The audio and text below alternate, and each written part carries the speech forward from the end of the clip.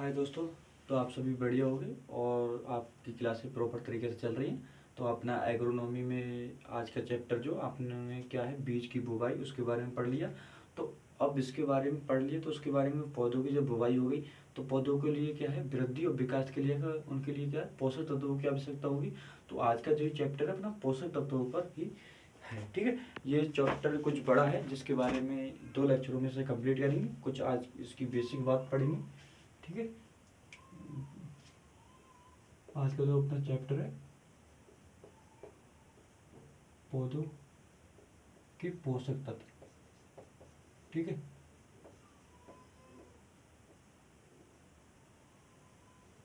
पौधों के लिए पोषक तत्व। तो देखो, बात करें पौधों के लिए पोषक तत्व की आवश्यकता। देखो, किसी भी चीज के लिए अब पौधे क्या है, वो अपने विकास वृद्धि के लिए क्या है, अपना भोजन बनाने के लिए किसी न किसी चीज की आवश्यकता होगी। तो पौधों के लिए क्या है, उनके पोषक तत्वों की आवश्यकता होती है। जैसे कि अपने को अपनी भूख को मिटाने के लिए क्या है, भोजन की आवश्यकता होती है। ऐसे ही पौधों के लिए वृद्धि और विकास के लिए क्या है, उन्हें पोषक तत्वों की आवश्यकता होती है, जो उन्हें भूमि से प्राप्त होते हैं और कुछ क्या वायु से प्राप्त होते हैं। जैसे कार्बन, हाइड्रोजन, ऑक्सीजन जो होते हैं वो भूमि से प्राप्त होते हैं। ठीक है, बात कर लें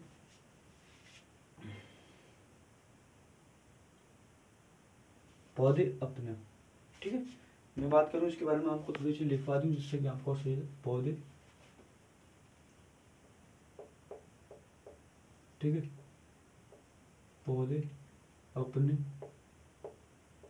पौधे अपने अन्न पौधे अपने अन्न आवश्यक, ठीक है, अन्न आवश्यक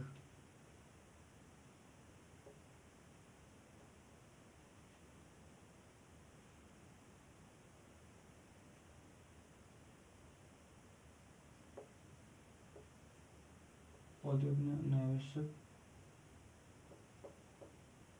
भोजन तत्व तत्व भूमि में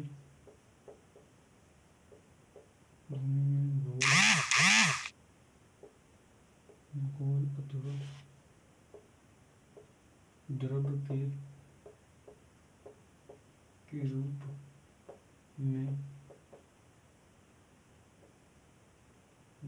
में जड़ों द्वारा, ठीक है, जड़ों के द्वारा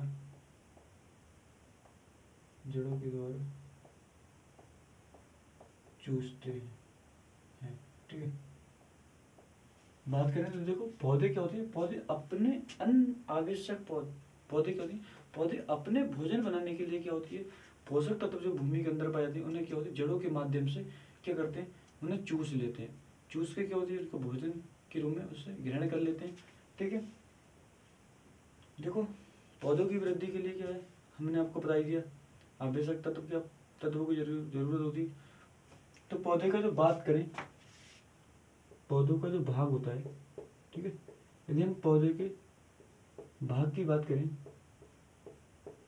पौधों का जो भाग जो होता है वो 94 से लेके 99.4% भाग जो होता है किससे बना होता है, 94.4% भाग जो होता है वो कार्बन, हाइड्रोजन और ऑक्सीजन से बना होता है। ठीक है, जो पौधे का जो भाग जो होता है वो कार्बन और हाइड्रोजन और ऑक्सीजन से 94 से लेके 94.4% का भाग क्या होता है, बना होता है। ठीक है, बना होता है। और जो शेष भाग रह गया, पौधे का जो शेष भाग रह गया 0.6 से लेके 6% जो होता है अन्य पोषक तत्वों से बना होता है। ठीक है, अन्य पोषक तत्वों से बना होता है, पोषक तत्वों से बना होता है। तो पौधों का भाग बना होता है। यदि हम बात करें पोषक तत्व की, ठीक है, पौधों के लिए पोषक तत्व क्या है, 18 प्रकार के पोषक तत्व घोषित किए हैं। ठीक है, 18 पोषक तत्व पौधों के लिए बताए गए हैं, उसकी वृद्धि और विकास के लिए। ठीक है, तो उन तत्वों को हमने 3 श्रेणियों में रखा है, पोषक तत्वों को हमने 3 श्रेणियों में रखा है। ठीक है, हमारी जो एग्रोनॉमी जो कृषि विज्ञान है उसने जो पोषक तत्वों को जो रखा है भूमि के, उनको कितने भागों में रखा है? 3 भागों में, 3 वर्गों में उनको क्या है रखा है। कौन कौन से 3 वर्ग बात करें? अगर हम बात करें 3 कौन कौन से पोषक तत्व हो गए?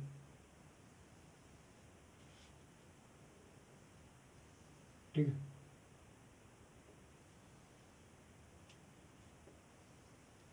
यदि मैं आपको ये स्टडी बना दूं तो आपको और बेहतर से समझ में आ जाएगा। ठीक है, एक तो नंबर वो हो गए जो अधिक मात्रा में चाहिए होते हैं पौधों को। ठीक है, अधिक मात्रा में चाहिए होते हैं पोषक तत्व। ठीक है, अधिक मात्रा में पोषक तत्व चाहिए होते हैं। एक तो जो जो सूक्ष्म मात्रा में चाहिए होते हैं पोषक तत्व, सूक्ष्म मात्रा में पोषक तत्व, जिसे द्वितीय पोषक तत्व भी कहते हैं, द्वितीय एलिमेंट। ठीक है, इसको प्राथमिक कहते हैं। अधिक जो मात्रा में प्राथमिक कहते हैं। जो अति सूक्ष्म मात्रा में, जो अति सूक्ष्म बहुत ही कम मात्रा में, अति सूक्ष्म मात्रा में। ठीक है, जो अति सूक्ष्म मात्रा में पोषक तत्व चाहिए होते हैं उन्हें हम अति सूक्ष्म पोषक तत्वों में रखते हैं। अधिक मात्रा में चाहिए होते हैं उन्हें हम प्राथमिक, सेकेंडरी और अति सूक्ष्म में रखते हैं। ठीक है, अधिक मात्रा में प्राप्त कराने वाले कौन कौन से पोषक तत्व हो गए? ठीक है, अगर हम बात करें अधिक मात्रा में तो कौन कौन से हो गए? अधिक मात्रा में बात करूं तो एक हमारा हो जाएगा कार्बन। ठीक है, एक हो जाएगा हाइड्रोजन। ठीक है, हाइड्रोजन। और एक हमारा हो जाएगा कौन सा? ऑक्सीजन।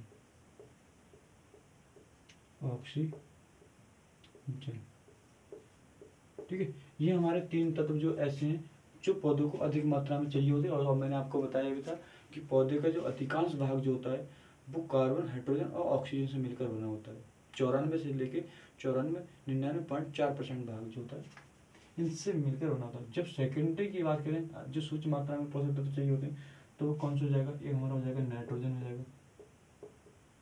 ठीक है, नाइट्रोजन हो जाएगा। ठीक है, नाइट्रोजन हो जाएगा, फास्फोरस हो जाएगा। ठीक है, अगर हम बात करें ये नीचे लिख लेता हूँ फास्फोरस। ठीक है, फास्फोरस हो जाएगा। ठीक है, पोटेशियम हो जाएगा हमारा, पोटेशियम हो जाएगा। ठीक है, कैल्शियम हो जाएगा, कैल्शियम हो जाएगा, मैग्नीशियम हो जाएगा। ठीक है, ये हमारे मैग्नीशियम हो जाएंगे। बात करें तो गंधक हो जाएगी सल्फर।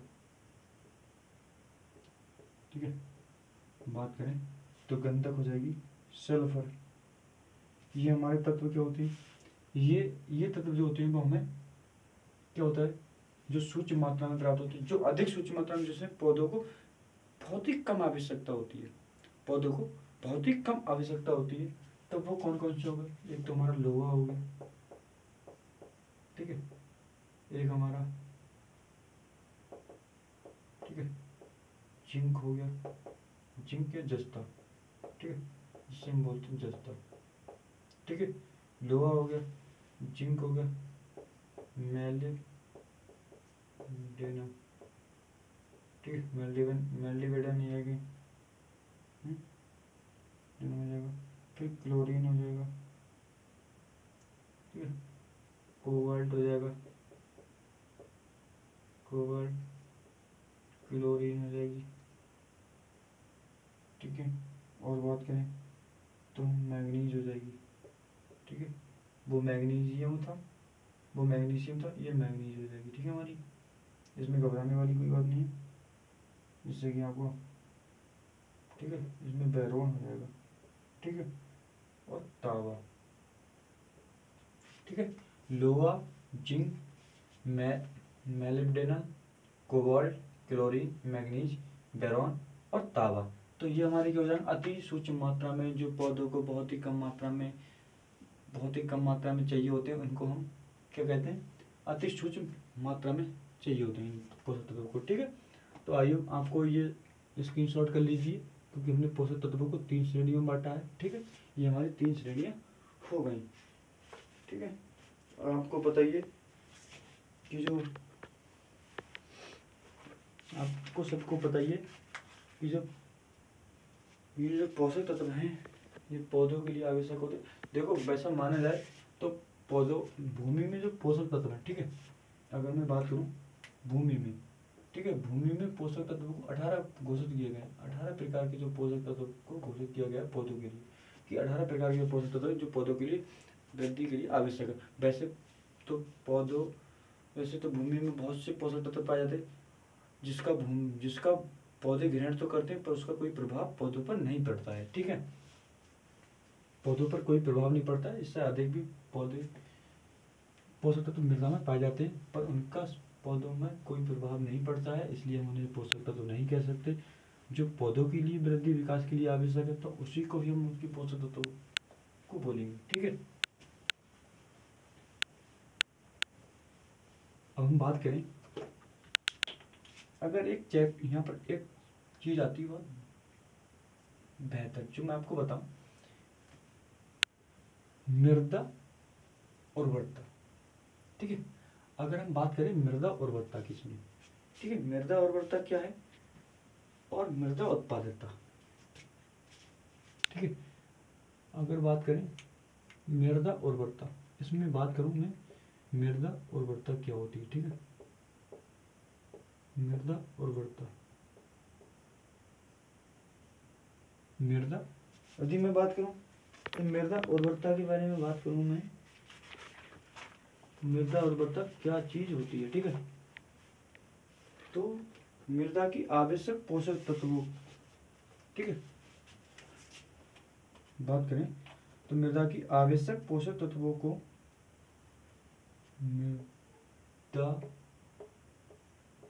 मृदा की आवश्यक, ठीक है, आवश्यक पोषक तत्वों को, पोषक तत्व पौधों को उपलब्ध कराने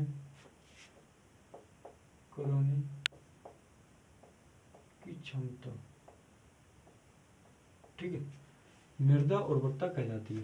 ठीक है, मृदा उर्वरता तो आप समझ गए, मृदा उर्वरता क्या कहलाती है। तो मृदा उर्वरता वह चीज होती है जो पौधों के विकास के लिए, क्या पोषक तत्व को उपलब्ध कराती है। मृदा उर्वरता उसी में कहेंगे जिस मृदा में पोषक तत्वों की कमी होगी, तो उस मृदा की क्या उर्वरता भी क्या कम होगी।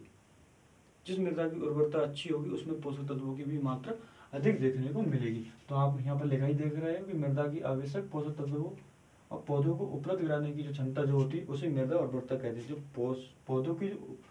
पौधों की जो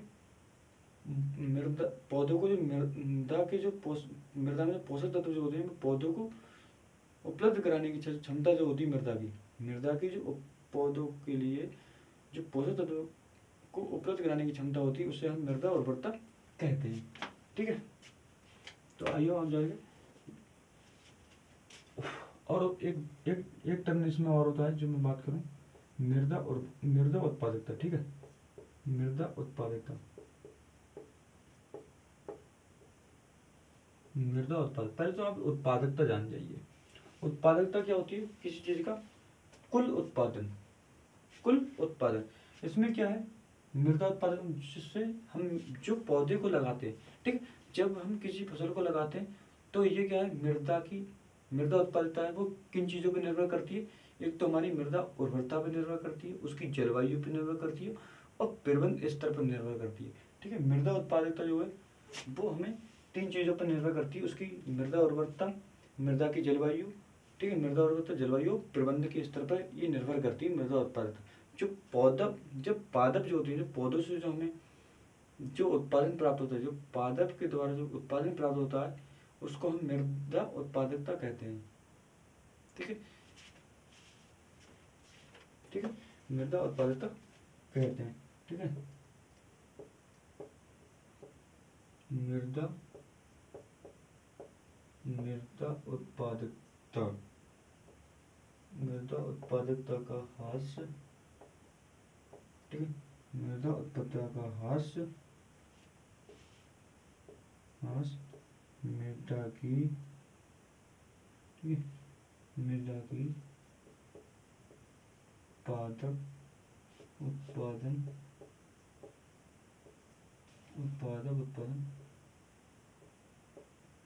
करने की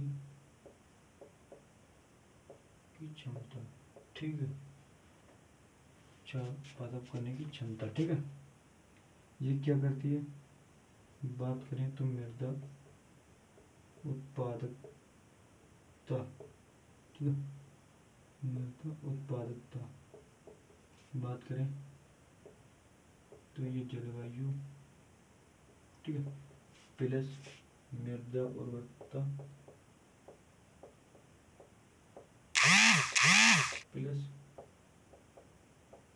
पेवन स्तर, ये मेन टॉपिक हो जाएगा अपना इसमें। ठीक है, बात करें तो मृदा उत्पादकता क्या होगी, जो पौधों को उत्पन्न करने की क्षमता, पौधों को उगाने की जो क्षमता भूमि के अंदर होगी, उससे हम मृदा उत्पादकता कहेंगे। पादप उत्पादन, ठीक है, ये क्या लिखा हमारा, पादप उत्पादन। जो पौधों की जो उत्पादन करने की क्षमता जो होगी, पादप को उगाने की क्षमता भूमि के अंदर होगी, उसको मृदा उत्पादकता कहेंगे। ठीक है, तो ये किन चीज पर निर्भर करती है, मृदा उत्पादकता जो है भूमि जलवायु पर निर्भर करती है। यदि हमारी जलवायु जो उस पौधे के अनुकूल नहीं होगी तो मृदा, पौधों क्या है, पौधे समर के निकल नहीं पाएंगे, उग नहीं पाएंगे। ठीक है, और मृदा की उर्वरता, मृदा में पोषक तत्वों की कमी होगी तो भोजन को अपना नहीं बना पाएंगे, जिससे कि अपने सही से विस्तार नहीं करें। और प्रबंध स्तर, जो अपनी जो भूमि का जो जुताई है, टिलेज क्रियाएं जो हैं उसमें सही से कर रहे हैं नहीं कर रहे हैं, उसमें उर्वरक को दे रहे हैं नहीं दे रहे हैं, तो इन चीज़ों पर भी ये निर्भर करता है। ठीक है, तो मृदा उत्पादकता जो है मृदा उर्वरता और प्रबंध और जलवायु पर निर्भर करता है। ठीक है, तो आइए आपको ये समझ में आया होगा बेहतर से मृदा उत्पादकता और मृदा उत्पादकता क्या हुई। ठीक है, पौधों के विकास के लिए क्या, मृदा की उर्वरता सही होनी चाहिए, मृदा उर्वरता के लिए क्या, उसमें पोषक तत्वों की मात्रा होनी चाहिए। ठीक है, अब हम बात करें कि जो पोषक तत्व है वो कहाँ से प्राप्त होते हैं। ठीक है, पोषक तत्वों का अगर हम बात करें, पोषक तत्वों की प्राप्ति, ठीक है,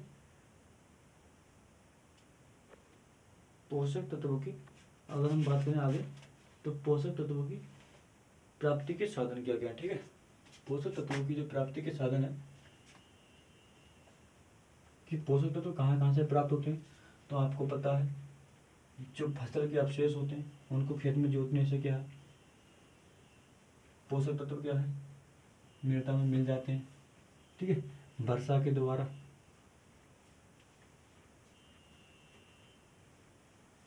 ठीक है, नदियों के द्वारा आने से जो नई जरूर मृदा का निर्माण होता है, उसमें क्या पोषक तत्वों की मात्रा होती है।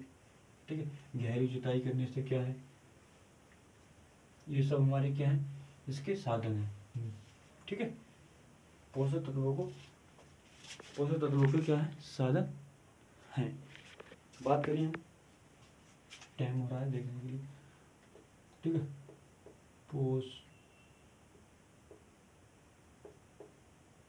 ठीक है, बात करें पोषक तत्व। ठीक है, पोषक तत्व की प्राप्ति के साधन। ठीक है, तो पोषक तत्वों की प्राप्ति के साधन जो हो जाएगा, फसल की अवशेष, फसल की अवशेष। अगर फसल के अवशेष क्या है, जब हम फसल के अवशेष होंगे, जैसे कि भूसा हो गया, ठीक है, उसकी खली हो गई, खली हो गई, ठीक है, या कुछ ऐसे जैसे कि भूसा, खली के अवशेषों को, जो फसल के जो पुआल, जैसे पुआल हो गया, तो हम इन सभी को क्या है, जब हम खेतों में मिला देते हैं, जब खेतों में जुताई के समय उसमें जोत देते हैं, उसमें क्या है, जुताई के समय मिला देते हैं, तो उसके सड़ने गलने से क्या है, पोषक तत्वों की वृद्धि होती है, मृदा में वायु संचार बढ़ता है उससे, और पोषक तत्वों की मात्रा में भी वृद्धि होती है। तो इस तरीके से हमें फसल की जो अवशेषों से क्या है, सड़ाने गलाने से क्या है, पोषक तत्व की वृद्धि होती है। ठीक है, फसल के अवशेषों से हो गई। अगर हम बात करें तो कार्बनिक खादें, ठीक है, और कहाँ से प्राप्त करते हैं हम पोषक तत्वों को प्राप्त करने का साधन क्या होगा, तो दूसरा होगा कार्बनिक खादें। कार्बनिक खादें के रूप में जैसे कि आपको पता है, गोबर की खाद हो गई, ठीक है, पोषक तत्वों को पौधों के लिए उपलब्ध कराने के लिए, जैसे गोबर की खाद हो गई, ठीक है, वर्मी कंपोस्ट हो गई, ठीक है, हरी खाद हो गई,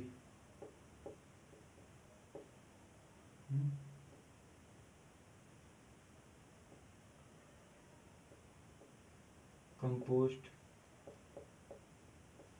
आदि खादों का प्रयोग करने से क्या है, पौधों के लिए पोषक तत्वों की प्राप्ति की जाती है। ठीक है, और तीसरी बात करें तो अकार्बनिक खादें वे खादें जो हम प्राथमिक रूप से तैयार करते हैं कोई विशेष उर्वरक के लिए, जैसे कि पौधों में आपने पता है कि पौधों के लिए नाइट्रोजन हो गई, फास्फोरस हो गई और पोटास अधिक मात्रा में पौधों को चाहिए होते हैं, जो भूमि में कम मात्रा में प्राप्त होते हैं। तो इन सभी को हम क्या अलग से देते हैं, तो वो हमारी अकार्बनिक खादें हो गई। ठीक है, अकार्बनिक खादें हो गई जिसको पौधे क्या है, ग्रहण करते हैं। जैसे कि हम यूरिया को देते हैं, यूरिया में नाइट्रेट की होती है, नाइट्रोजन को नाइट्रेट में बदल के अमोनिया के रूप में ग्रहण करता है। ठीक है, तो हमारी अकार्बनिक हो गई। और हम बात करें तो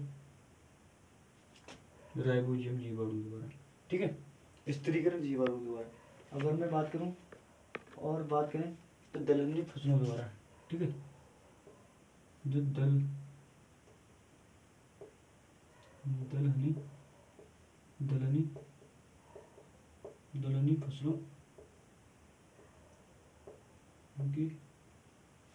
फसलों के जीवाणु द्वारा, ठीक है, जीवाणु द्वारा। देखो, दलहनी फसलों के जीवाणु द्वारा क्या है, नाइट्रोजन को स्थिरीकरण करके क्या पौधों को दिया जाता है। जैसे कि दलहनी फसलों में क्या राइबोसोम जीवाणु पाए जाते हैं, ठीक है, राइजोबियम, ठीक है,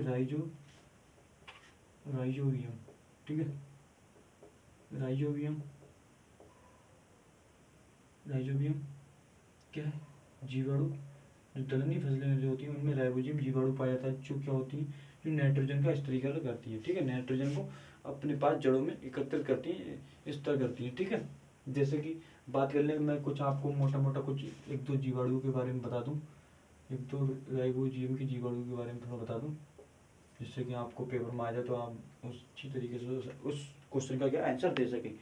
ठीक है, उस क्वेश्चन का आंसर आपको दे सकें बढ़िया तरीके से। जैसे कि अब मैं बात करूँ चना, ठीक है, अगर हम बात करें चना में क्या है, एक राइबोसोम पाया जाता है, ठीक है, राइजोबियम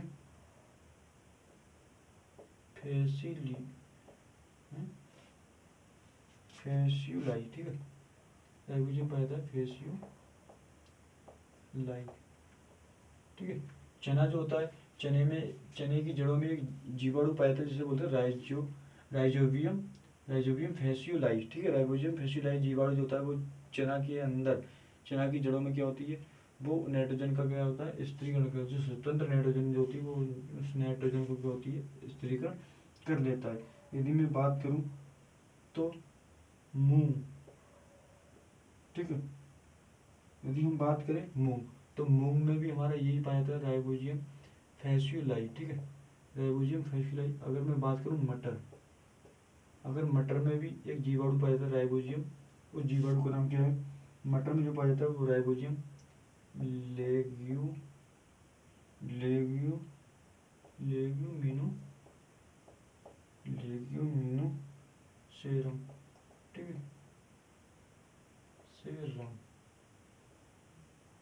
ठीक है, लेग्यूमिनोसेरम, ठीक है, लेग्यूमिनम सेरम। ठीक है, लेग्यूमिनम सेरम क्या है, ये जीवाणु इसमें पाया जाता है। और एक जीवाणु की बात करें हम तो इसमें एक जीवाणु और पाया जाता है, जैसे कि बात करें मटर की, मटर में आपने उन्हें कर लिया। और बात करें तो मसूर। ठीक है, अगर हम मसूर में बात करें तो इसमें एक जीवाणु पाता है राइजोबियम जैपोनिकम। ठीक है, राइजोबियम जैपोनिकम। देखो, मसूर में एक जीवाणु पाता है राइजोबियम जैपोनिकम, जो क्या है स्वतंत्र नाइट्रोजन का क्या है स्थिरीकरण करता है। और मटर में राइजोबियम लेग्यूमिनोसेरम। ठीक है, चना में राइजोबियम फैसियोलाई जीवाणु। ये जो राइजोबियम, ये सब जीवाणु कौन से राइजोबियम जीवाणु हैं, राइजोबियम के जीवाणु हैं, जो क्या है नाइट्रोजन का स्थिरीकरण करते हैं। ठीक है, नाइट्रोजन का स्थिरीकरण करते हैं।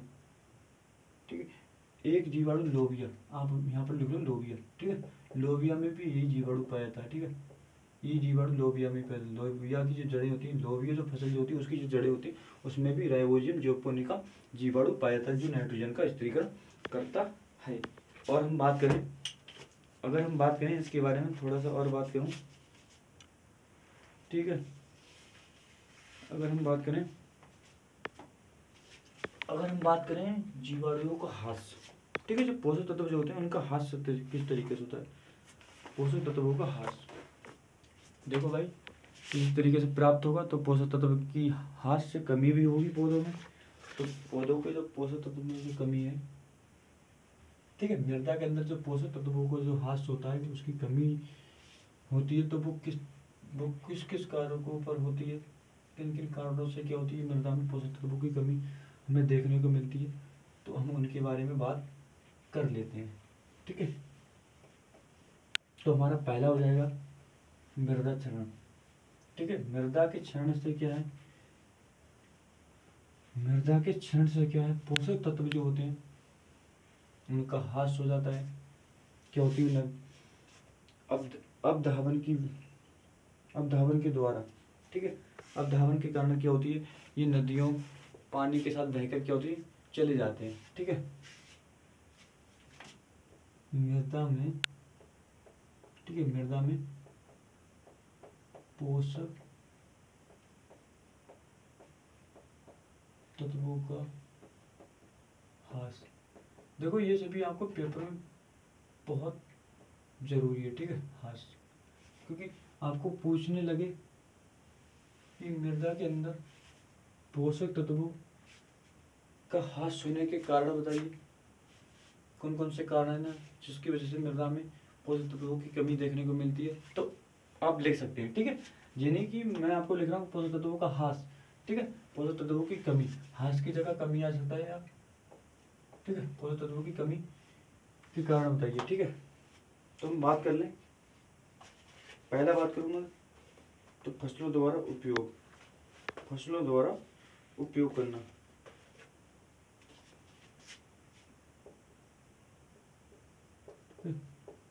पहला हो जाएगा फसलों द्वारा उपयोग करना।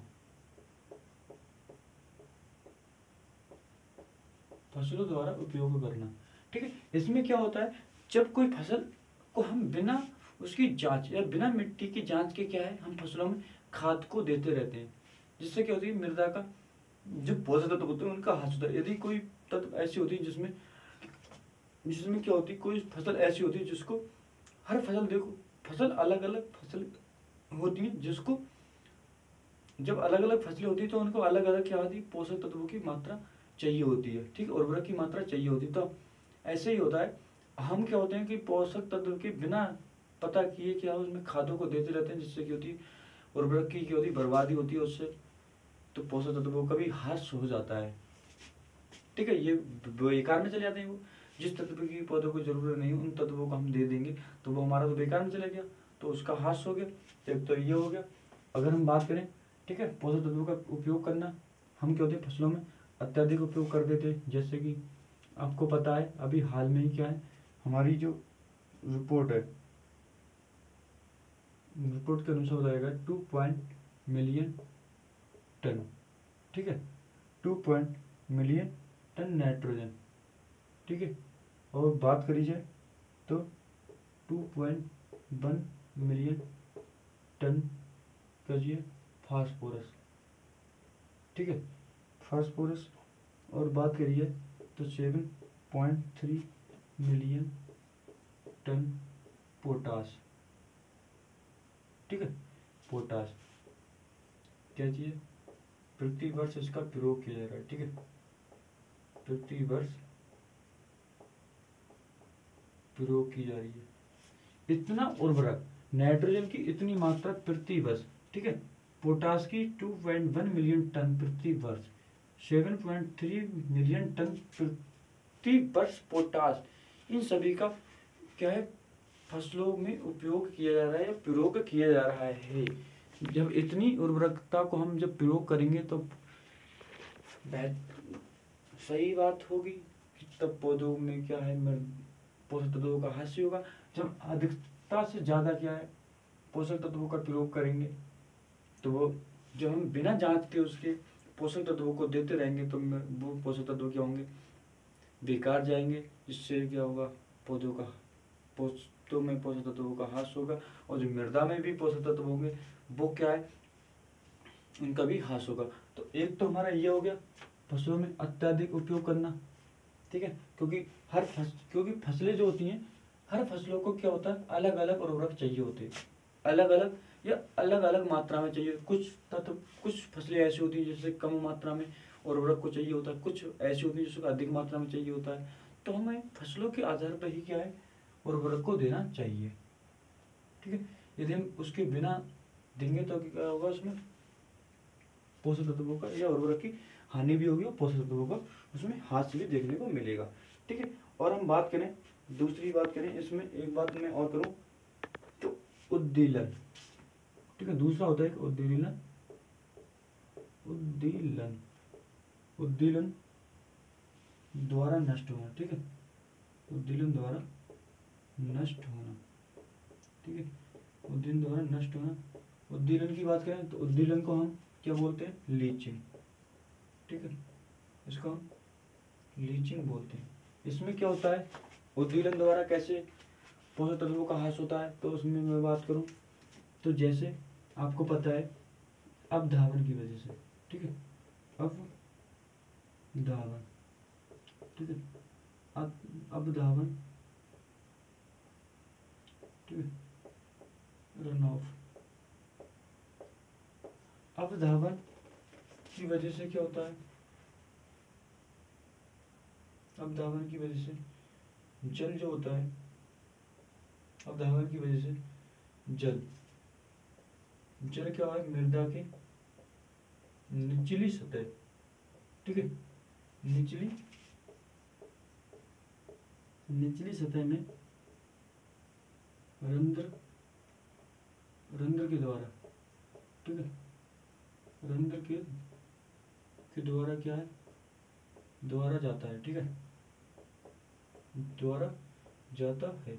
और जो कुछ ऐसे पोषक तत्व होते हैं उद्दीलन द्वारा क्या होते हैं, जब हम उर्वरक को देते हैं ना, हाँ, जब हम ये क्या होता है, अवधावन के द्वारा, अवधावन क्रिया के द्वारा क्या होता है, जल मृदा के नीचे क्या जाने लगता है, ठीक है, उसी क्रिया को हम क्या कहते हैं, लीचिंग। जब कोई पानी की जो है ऊपरी सतह से निचली सतह में जाने लगता है तो उसको हम क्या बोलते हैं, लीचिंग बोलते हैं, लीचिंग क्रिया बोलते हैं। जिसकी वजह से क्या होता है, जो ऊपर जो पोषक तत्व जो होते हैं, जो मृदा की, ठीक है, ये हमारी क्या होगी, ये आप देखो, ये हमारी क्या होगी, मृदा हो गई, ठीक है, ये हमारी भूमि हो गई, इस पे क्या है, ये पोषक तत्व है, ठीक है। जब यहाँ पर पानी अत्यधिक हो जाएगा तो पानी के साथ क्या होगी, ये पानी के नीचे की ओर आएगा, ये भूमि के नीचे की ओर जाएगा, तो इसके साथ ये जो पोषक तत्व जो होंगे वो घुलनशील होकर क्या, पोषक तत्व जो होते हैं वो पानी में घुलकर पानी के साथ घुलकर क्या होगा, ये भी क्या होगा, नीचे की ओर चले जाएंगे, ये नीचे की ओर चले जाएंगे। तो क्या होगा, जो ऊपर जो पोषक तत्व जो होंगे उनका ह्रास होगा। तो आइए आपको समझ में आया होगा कि जो ऊपरी सतह पर जो तत्व जो होते हैं वो जल के साथ घुलकर क्या होते हैं, भूमि के साथ लीचिंग क्रिया के द्वारा क्या है, भूमि के नीचे चले जाते हैं। तो इससे भूमि का क्या होता है, पोषक तत्वों का ह्रास होता है, ठीक है। अगर बात करें हम वाष्पीकरण, ठीक है। एक और आता है बाष्पीकरण। बाष्पीकरण द्वारा भी क्या होता है, पोषक तत्वों का ह्रास होता है, ठीक है, बाष्पीकरण। तो आइए आप इसको लिख लीजिए या स्क्रीनशॉट कर लीजिए। बाष्पीकरण, बात करें बाष्पीकरण, ठीक है, बाष्पीकरण,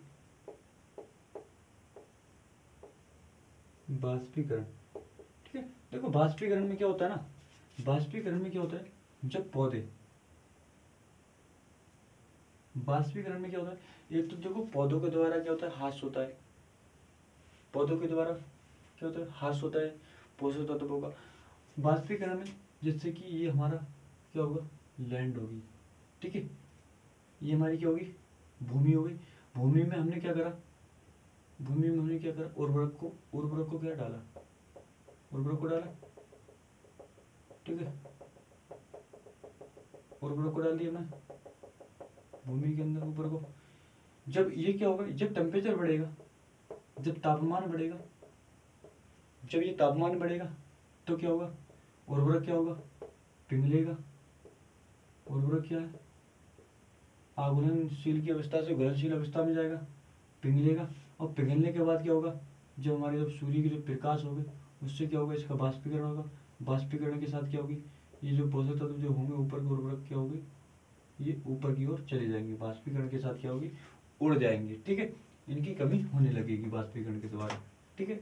और एक क्या होता है, जब हम ये, तो ये हो गया, तो ये क्या है, ये जैसे कि जल है, ठीक है, इसी भूमि में क्या है, जैसे खेत में क्या मैंने जल भर दिया, और जल के साथ क्या हो गया, ये पोषक तत्वों को हमने डाल दिया, हमने उर्वरक को दे दिया, ठीक है, इस खेत में उर्वरक डाल दिया, और खेत में क्या होता है, पानी भर दिया। पानी के साथ क्या होगा, कुछ जब ज़्यादा हाई टेम्परेचर होगा, सूर्य का प्रकाश ज़्यादा तेज होगा, गर्मी अधिक पड़ती होगी, तो क्या होगा, जो जो उर्वरक जो होगा वो क्या होगा, जल के द्वारा क्या होगा, घुलनशील में बदल जाएगा। जो घुलनशील हो जाएगा, घुल जाएगा उसमें, जल के द्वारा उसमें घुल जाएगा, तो क्या होगा, प्रकाश के साथ उसमें भी बाष्पीकरण होगा। तो कुछ जो उर्वरक जो होगा बाष्पीकरण के द्वारा क्या होगी, ऊपर की ओर उड़ जाएंगे, जिससे क्या होगा, पोषक तत्वों का ह्रास होगा। तो आई होप आपको समझ में आया बाष्पीकरण द्वारा पोषक तत्वों का ह्रास किस तरीके से होता है, ठीक है। जैसे कि बात करें, आपको एक मैं समीकरण के बारे में बताऊं, जैसे कि मैंने आपको क्या यूरिया दी, ठीक है, NH2, अगर बात करूं NH2CO NH2 को, ठीक है, यूरिया को मैं जब जल के साथ क्रिया करूंगा, जब मैं यूरिया को जल के साथ क्रिया करूंगा तो हमारे पास क्या प्राप्त होगी, NH, ठीक है, NH4 और 2 और CO3, ठीक है, ये क्या होगी, अमोनियम क्लोराइड, ठीक है। हमें क्या प्राप्त होगी, हमें क्या प्राप्त होगी, अमोनियम क्लोराइड, ठीक है, ये हमें प्राप्त होगी अमोनियम क्लोराइड। जब मैं अमोनियम क्लोराइड के साथ क्या करूँगा, जब अमोनियम क्लोराइड को लेंगे, अमोनियम क्लोराइड को लेंगे, यदि हम अमोनियम क्लोराइड को क्या लेते हैं, यदि हम इसको लेते हैं और इसको फिर हम जल के साथ क्या करते हैं, इसका फिर हम जल के साथ क्या करते हैं, क्रिया करते हैं, तो हमें एक चीज़ प्राप्त होती है जिसे हम बोलते हैं NH4OH, ठीक है, अमोनियम, ठीक है, अमोनियम हाइड्रोक्साइड, ठीक है, हाइड्रोक्साइड, ठीक है, हाइड्रोक्साइड, NH4 2NH4OH क्या होगी, ये हमारा क्या हो जाएगा, अमोनियम हाइड्रोक्साइड हो जाएगी।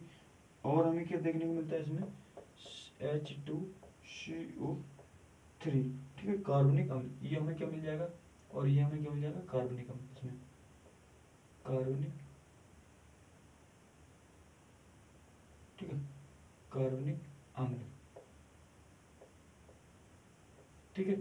अब अमोनियम हाइड्रोक्साइड को, ठीक है, जब हम क्या करें, अमोनियम हाइड्रोक्साइड को, ठीक है, NH4OH, जब अमोनियम हाइड्रोक्साइड, जब हम अमोनियम हाइड्रोक्साइड को लेते हैं, जब अमोनियम हाइड्रोक्साइड को फिर से इसके साथ क्या करेंगे, क्रिया करेंगे, जब हम इसे फिर गर्म करेंगे, टेम्परेचर के साथ गर्म करेंगे, तो इसमें क्या होगा, अमोनियम NH3, ठीक है, अमोनियम NH3 क्या होगी, अमोनिया NH3 का गैस के रूप में बदल जाएगा। ये फिर क्या होगी, जो अमोनियम हाइड्रोक्साइड जो होगी, जब इसे टेम्परेचर मिलेगा, जब टेम्परेचर बढ़ेगा तो उसके साथ जो ये क्रिया करके क्या करेगा, अमोनियम में बदल जाएगा। अमोनियम क्या होगी, गैस हो जाएगी एक प्रकार से, तो गैस होकर क्या होगी, एक प्रकार से मुक्त हो जाएगी। ठीक है, ये क्या होगी, मुक्त हो जाएगी। ठीक है, वायुमंडल में चली जाएगी और हमारे पास क्या बचेगा, H2O। ठीक है, H2O। ठीक है, और क्या बचेगा हमारे पास, H2O जल। ठीक है, जल हमारे पास जो है वो रह जाएगा, और जो अमोनिया जो होगी वो क्या होगी, गैस के रूप में चली जाएगी। ठीक है, तो आइए आपको ये समझ में आया। तो इस देखो मैं आपको एक बार और समझा दूँ। जैसे कि हमने यूरिया लिया, ठीक है, urea NH2CO NH2 plus H2O जल। जब हम यूरिया को जल के साथ क्या है, इसके साथ क्रिया करेंगे तो हमें क्या प्राप्त होगा, तो अमोनियम क्लोराइड। ठीक है, अमोनियम और CO3 क्लोराइड, अमोनियम क्लोराइड हमें प्राप्त होगा। जब हम अमोनियम क्लोराइड के साथ हम को लेंगे, जल के साथ उसके जल को उसके साथ क्रिया करेंगे तो हमें क्या प्राप्त होगा, तो हमें अमोनियम हाइड्रोक्साइड और कार्बनिक अम्ल क्या होगा, प्राप्त होगा। जब हम अमोनियम हाइड्रोक्साइड को फिर क्रिया करेंगे, इसकी हम फिर क्रिया करेंगे इसके साथ, ठीक है, तो हमें क्या प्राप्त होगी, अमोनिया प्राप्त होगी, गैस जो अमोनिया प्राप्त होगी, नाइट्रोजन जो होगी अमोनिया के साथ क्या होगा, ये मुक्त कर जाएगा बाष्पीकरण के द्वारा, और जल हमारा क्या होगा, एक प्रकार से रह जाएगा, जल हमारा यहीं रह जाएगा। और जो बाष्पीकरण के द्वारा जो अमोनियम हाइड्रोक्साइड जो होगी वो क्या होगी, अमोनिया में बदल जाएगी और ये मृदा से मुक्त हो जाएगी। ठीक है, बात करें, अब मैं बात करूं इसकी, तो एक होता है मृदा क्षरण। ठीक है, मृदा क्षरण। ठीक है, आइए तो आप इसको लिख लीजिए या तो आप क्या है स्क्रीनशॉट कर लीजिए। ठीक है, आप बेहतर रहोगे तो सबसे बढ़िया स्क्रीनशॉट को कर लोगे तो अब आप करो। देखो मेरा काम है पढ़ाना, आपका काम है पढ़ना। ठीक है, मेरा काम है आपको समझाना, आप समझो तो बेहतर रहेगा, नहीं समझो तो आप खुद अपने हाथ टांग में कुल्हाड़ी मारोगे। ठीक है, देखो बात करें, एक देखो मैंने आपको बताया मृदा का हास्य कितनी तरीके से होता है।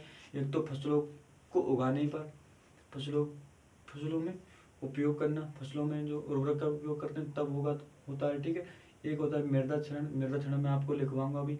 तो एक ये हो गया, और एक क्या हो गया, बाष्पीकरण द्वारा पौधों का ह्रास होता है। ठीक है, एक विनाइट्रीकरण भी द्वारा होता है। विनाइट्रीकरण द्वारा क्या होती है, नाइट्रेट जो अमोनिया जो होती है नाइट्रेट क्या होती है में बदल जाती है, नाइट्रेट जो होती है नाइट्रेट में अमोनियम बदल जाती है, नाइट्रोजन स्वतंत्र नाइट्रोजन में बदल जाती है। ठीक है, इससे विनाइट्रीकरण के द्वारा भी क्या होता है, जो जो पौधे में जो मृदा में जो नाइट्रोजन जो होती है वो क्या अमोनियम नाइट्रेट के रूप में पाई जाती है, तो वो क्या होती है मुक्त हो जाती है, वो नाइट्रेट बदल जाती है। एक कारण ये भी हमारा विनाइट्रीकरण द्वारा भी क्या होता है, पोषक तत्वों का ह्रास होता है। नाइट्रोजन का जो ह्रास जो होता है, नाइट्रोजन की जो कमी होता है वो विनाइट्रीकरण के द्वारा मृदा में होती है। ठीक है, तो हमने पढ़ लिया, तो एक हमारा और रह गया। ठीक है, सूक्ष्म जीवाणु द्वारा, सूक्ष्म जीवाणु द्वारा। ठीक है, सूक्ष्म जीवाणु, सूक्ष्म जीवाणु के द्वारा।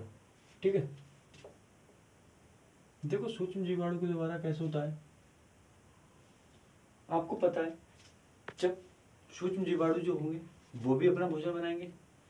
अगर भोजन तो बनाएंगे वो अपना, जब भूमि में रहेंगे तो भोजन तो बनाएंगे, और कहाँ से बनाएंगे, तो जो पोषक तत्व जो होते हैं उनको क्या होता है, जब हम पोषक तत्वों को भूमि में देते हैं तो ये सूक्ष्म जीवाणु जो होते हैं वो उन पोषक तत्वों को क्या होते हैं अपने अंदर ग्रहण कर लेते हैं, वो अपना भोजन बना लेते हैं। तो इनसे क्या होता है, जो शेष जो पोषक तत्व रहते हैं वो कुछ ही पोषक तत्व पौधों को मिल पाते हैं, और कुछ पोषक तत्वों को जो है वो सूक्ष्म जीवाणु जो मृदा के अंदर पाए जाते हैं वो क्या कर लेते हैं, ग्रहण कर लेते हैं, उनको भोजन के रूप में प्राप्त कर लेते हैं, जिससे पोषक तत्वों की पौधों के लिए क्या होती है कमी देखने को मिलती है। तो एक तो हमारा ये होगा सूक्ष्म जीवाणु द्वारा, बेहतर हो गया। ठीक है, और अब बात करें मृदा क्षरण के द्वारा, देखो एक हो गया हमारा। ठीक है, चौथा, पांचवा करें तो मृदा क्षरण के द्वारा। देखो मृदा क्षरण जो है,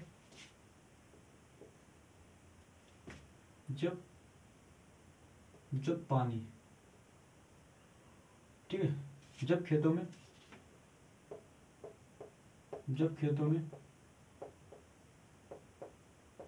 पानी अधिक हो जाएगा, ठीक है, जब खेतों में पानी अधिक होगा तो पानी क्या होगा, खेतों से निकलेगा तो मृदा की जो ऊपरी सतह जो होगी उसके कण को भी ले जाएगा अपने साथ में, पानी बहकर, पानी अपने साथ में बहाकर क्या होगा, मृदा के कणों को भी ले जाएगा।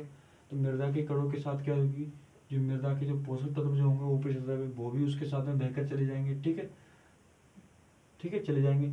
यदि या तो ये नदियों के द्वारा, ठीक है, ये जो नदियों द्वारा मृदा क्षरण जो होता है, नदियों के द्वारा जो मृदा का जो क्षरण जो होता है, तो उसके द्वारा भी क्या होगा, जब नदियाँ आएंगी तो क्या मृदा का कटाव करेंगी, तो मृदा का कटाव जो करेंगी ये जो नदियाँ हैं, जैसे कि ये नदी हो गई, तो ये जो मृदा होगी, ठीक है, ये पास वाली मृदा होगी, तो ये धीरे धीरे इसका ऐसे करके कटाव नहीं करेगी, अपना मुहाना बढ़ाएगी, तो क्या होगी, इस मृदा का कटाव करेगी, तो इस मृदा के साथ जितने भी पोषक तत्व जो होंगे वो क्या होंगे, इसके साथ नदियों के साथ बहकर क्या होगी, किसी सागर में जाके गिर जाएंगी, ठीक है, ये क्या होगी, सागरों में ले जाके गिरा देगी इन पोषक तत्वों को।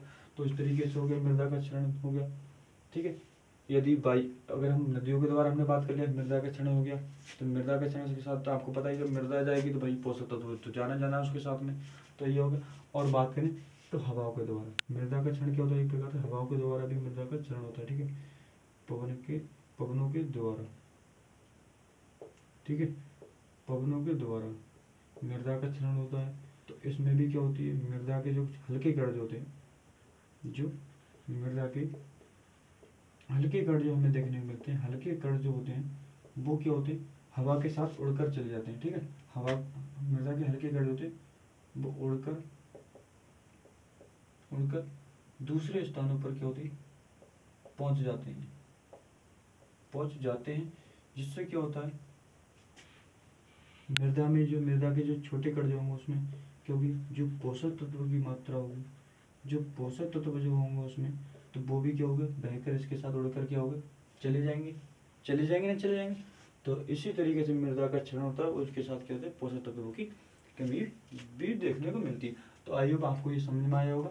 तो हम जो बात करेंगे, देखो पोषक तत्वों की, अब हमने इतनी बात कर ली, हमने देखो पोषक तत्वों के बारे में बात कर लिया, पोषक तत्व कितने प्रकार के होते हैं, पोषक तत्व पौधों के लिए क्यों आवश्यक है, ठीक है, इसका ह्रास कैसे हुआ, इनके पोषक तत्वों को प्राप्ति करने के क्या हुआ। तो हम धीरे धीरे अब आगे थोड़ी बढ़ के क्या होगी, जो 18 जो हमारे पोषक तत्व हैं उन सभी के बारे में हम क्या एक एक करके उनके बारे में जानेंगे। ये पौधों के लिए कितना उपयोगी है, ठीक है, ये पौधों के लिए कितना उपयोगी है, इससे हानियाँ क्या हैं पौधों के लिए, इसकी अधिक मात्रा पौधों को दे दी जाएगी तो उससे हानियाँ क्या होगी, यदि इसकी हमें कैसे पता लगेगा कि किस तत्व की पौधों के लिए आवश्यकता है। तो इन सभी के बारे में हम कल की क्लास में क्या जानेंगे, कल की जो क्लास होगी उसमें हम इन सभी के बारे में जानेंगे, पोषक तत्वों के बारे में, जैसे हमने कार्बन के बारे में जानेंगे, हाइड्रोजन के बारे में जानेंगे, पौधों के लिए क्यों आवश्यक है, इससे क्या हानियाँ है पौधों के लिए, ठीक है, मृदा के लिए। तो इन सभी के बारे में हम कल की बात जानेंगे। बैरोन होगी, जैसे कि हमारा आपको पता है फास्फोरस हो गई, क्लोरीन हो गई, ठीक है, तो इन सभी के बारे में हम कल को जानेंगे। तो आप चैनल को सब्सक्राइब कर लीजिए, ठीक है, जिससे कि मेरी जो वीडियो है आपके पास पहुंचती रहे।